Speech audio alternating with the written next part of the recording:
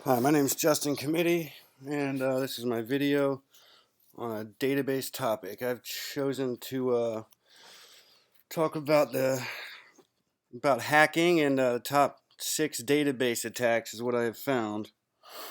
Um, Let me see. A lot of database attacks are not known because they get in and get out without anyone knowing. Um, there is the inject SQL injection. Let's go down here. First one is the brute force one, which is it's usually when a lot of the older versions they would have a default username and password, and people could get in that way because they wouldn't change it. But a lot of the newer databases nowadays are switching over.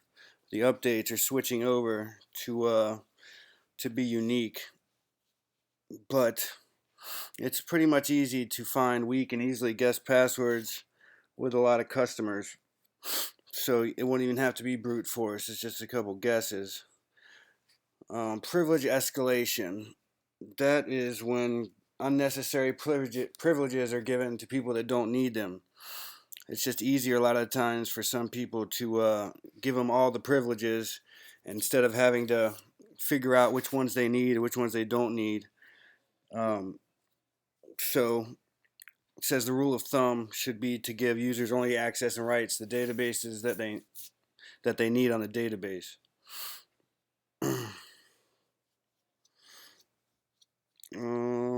Got exploiting unused and unnecessary database services and functionality. Um, Listener services. So, listener services are maybe it's listening when you type your password in. So, it knows listener seeks out and forwards network connections to the Oracle database and thus can expose users and database links. And then you got hooks, which are between operating systems and the database. It can become a communication to the database.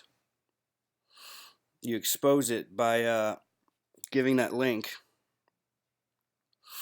And a lot of people just throw on all the options that they have instead of just using the ones that they need.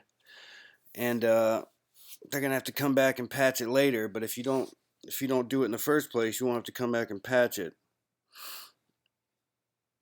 A lot of people target unpatched database vulnerabilities, and it's the bad thing is that people can't keep up with them. Companies said that it would take them 6 hours. They'd have to shut down the database once for 6 hours, and that's just not possible for them. They'd have to do that to patch it, and that's too long of a time for their database to be down. Centrigo Markovich says there are at least 10 to 20 known vulnerabilities in most Oracle databases running today that a hacker can use to break in. They're not patched.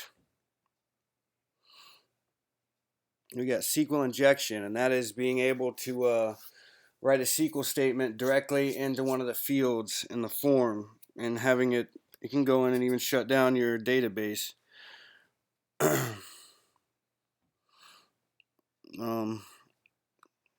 Centrigo Markovich says that SQL injection attackers can occur both from the web app to the database and from within the database itself. But there are some programming practices that help prevent SQL injection, such as using what are called bind variables or parameters for queries. We got stolen backup. Now that's just backup tapes that are unencrypted. Maybe an insider might sell them, or um, fall off the back of a truck or get lost. Thumb drives are another risk for the same reasons. And once organizations don't generally take good care of their backups, they usually don't keep a good eye on them. No one really focuses on them. So those are the top 6 ways to break into a database and do whatever you want inside of it. Thank you.